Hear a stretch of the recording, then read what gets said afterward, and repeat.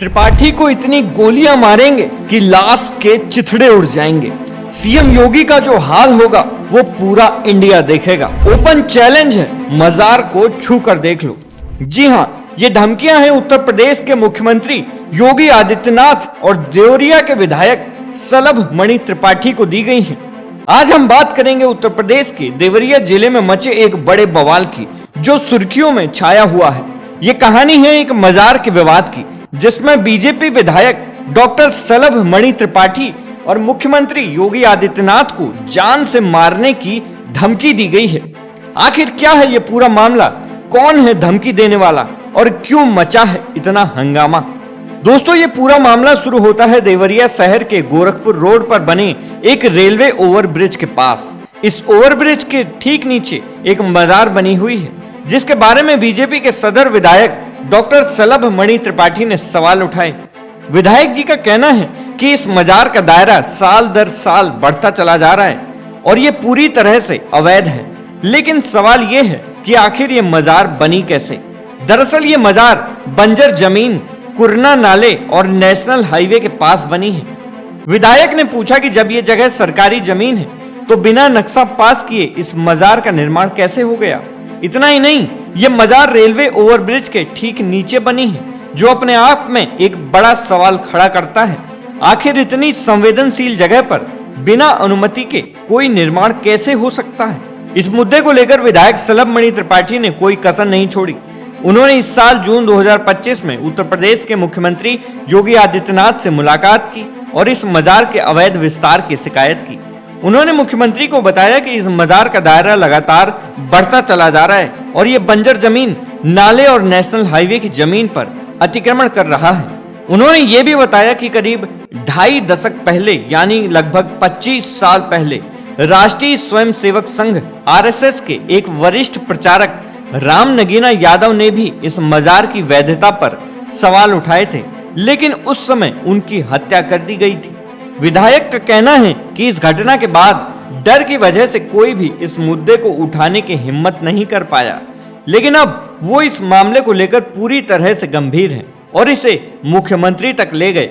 मुख्यमंत्री योगी आदित्यनाथ ने इस शिकायत को गंभीरता से लिया। उनके आदेश पर अधिकारियों ने मजार और इसके आसपास के कब्रिस्तान की जांच शुरू कर दी। जांच में बड़ा खुलासा हुआ। मजार और कब्रिस्तान से जुड़े राजस्व अभिलेख यानी जमीन के कागजात संदिग्ध पाए गए। मतलब इन दस्तावेजों में कुछ न कुछ गड़बड़ थी। इसके बाद यह मामला और गंभीर हो गया। अधिकारियों ने इन अभिलेखों को ठीक करने के लिए एक वाद यानी केस एसडीएम सदर की कोर्ट में दाखिल कर दिया है। साथ ही गृह विभाग के प्रमुख सचिव संजय प्रसाद ने भी आदेश दिए कि अगर यह अतिक्रमण अवैध पाया जाता है तो इसे हटाया जाएगा। इस जांच ने पूरे इलाके में तहलका मचा दिया है। जैसे ही ये खबर सुर्खियों में आई, मामला और गंभीर हो गया। इंटरनेट पर एक शख्स ने विधायक सलभ मणि त्रिपाठी और मुख्यमंत्री योगी आदित्यनाथ को जान से मारने की धमकी दे डाली। इस शख्स ने एमडी सिराज नाम की ईमेल आईडी से धमकी भेजी। इस धमकी में लिखा गया कि इतनी गोलियां मारेंगे कि लाश के चिथड़े उड़ जाएंगे। योगी आदित्यनाथ का जो हाल होगा वो पूरा इंडिया देखेगा। ओपन चैलेंज है, मजार को छूकर दिखा लो। ये धमकी सोशल मीडिया पर तेजी से वायरल हो गई, जिसने न सिर्फ पुलिस महकमे में हड़कंप मचा दिया, बल्कि पूरे इलाके में तनाव की स्थिति पैदा कर दी। विधायक सलभ मणि त्रिपाठी ने बताया कि उन्हें न सिर्फ ईमेल से बल्कि व्हाट्सएप पर भी धमकी भरे मैसेज मिल रहे हैं। उन्होंने इन सभी मैसेज की जानकारी पुलिस को दी है और साफ कहा है कि किसी भी कीमत पर इस अवैध अतिक्रमण को हटाया जाएगा। उसका दोहरीकरण हो रहा है, वहाँ अक्सर जाम लगता है, आबादी बढ़ चुकी है। हम लोगों ने उस दिशा में प्रयास शुरू किया कि ओवरब्रिज का दोहरीकरण हो जाए।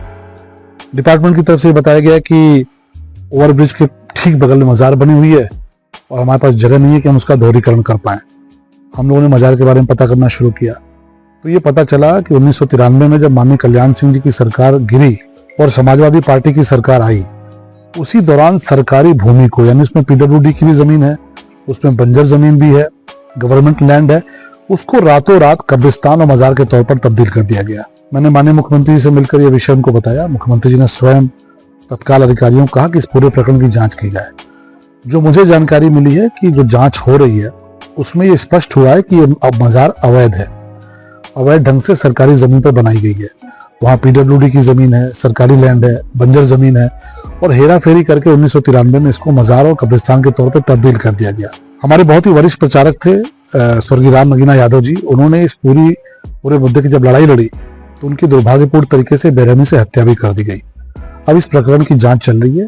मुझे पूरा विश्वास है कि जो स्थानीय प्रशासन है वो निर्भीक होकर, निष्पक्ष होकर, ईमानदारी से इस प्रकरण की जांच करेगा और मैं अपेक्षा करता हूं कि अवैध मजार जैसे स्पष्ट होता है कागजों में उसको हटाया जाएगा ताकि हमारे देवरिया में ओवरब्रिज का दोहरीकरण का जो रास्ता है वो प्रशस्त हो सके, विकास का रास्ता बन सके। सर, धमकी इस बात को लेकर आपको धमकी भी मिली है? देखिए, धमकी तो अब इस प्रकार की चीजें, कुछ तत्व हैं जो इस प्रकार का काम करते रहते हैं। आप सबके माध्यम से, सोशल मीडिया के माध्यम से पता चला है कि किसी ने माननीय मुख्यमंत्री जी को और मुझे लेकर बहुत सारी बातें कही है। हम लोग सनातनी लोग हैं और इस प्रकार की गीदड़ भभकियों से हम डरते नहीं हैं। मोदी जी और योगी जी के राज में जो दहशतगर्दी करने का प्रयास करेगा वो कुत्ते की मौत मारा जाएगा। तो इस प्रकार की धमकियों से घबराने की बात नहीं है। देवरिया की महान जनता मेरी भाग्य विधाता है और महान जनता, देवरिया की जनता के संरक्षण में पलता पड़ता हूँ। मुझे किसी से कोई खौफ नहीं है। और बाकी जो प्रकार के तत्व, किस प्रकार की है सर? सोशल मीडिया मैंने देखा उसमें बहुत सारी बातें हैं, गोली चलाने की बात है और आपने देखा ही होगा। तो ऐसे तत्वों को बहुत महत्व देने की आवश्यकता नहीं है। लेकिन गीदड़ भभकी देने वाले लोग और दहशतगर्दी का सपना पालने वाले लोग मोदी जी और योगी जी के राज में कुत्ते की मौत मारते हैं। इस धमकी के बाद पुलिस ने तुरंत एक्शन लिया। देवरिया के पुलिस अधीक्षक विक्रांत वीर ने बताया कि एक वेबसाइट के कमेंट बॉक्स में यह धमकी दी गई थी। पुलिस ने इस मामले को स्वतः संज्ञान में लिया। इस मामले को साइबर सेल को सौंप दिया गया है, जो अब इस ईमेल आईडी और इसके पीछे के आईपी एड्रेस को ट्रेस कर रही है। सदर कोतवाली के एसएचओ दुर्गेश कुमार सिंह ने भी पुष्टि की कि शिकायत दर्ज कर ली गई है और जांच चल रही है। दोस्तों, ये मामला अब सिर्फ एक मजार के विवाद तक सीमित नहीं रहा। ये धमकी न सिर्फ विधायक और मुख्यमंत्री की सुरक्षा से जुड़ी है, बल्कि ये पूरे इलाके में कानून व्यवस्था का सवाल भी खड़ा करता है। पुलिस और साइबर सेल इस धमकी देने वाले एमडी सिराज की तलाश में जुटी है। लेकिन सवाल ये है कि क्या ये धमकी सिर्फ डराने के लिए थी या इसके पीछे कोई बड़ा षड्यंत्र है। पुलिस की जांच में जल्दी ही इस मामले की सच्चाई सामने आएगी। तब तक विधायक की सुरक्षा को और सख्त कर दिया गया है और इस विवाद ने पूरे देवरिया में एक नया तनाव पैदा कर दिया है। आप इस बारे में क्या सोचते हैं? क्या आपको लगता है कि इस मजार के अवैध विस्तार को हटना चाहिए या फिर इस धमकी के पीछे कोई और साजिश है? अपनी राय हमें कमेंट बॉक्स में जरूर बताएं। सरकारी मंथन के लिए उमेश द्विवेदी की रिपोर्ट।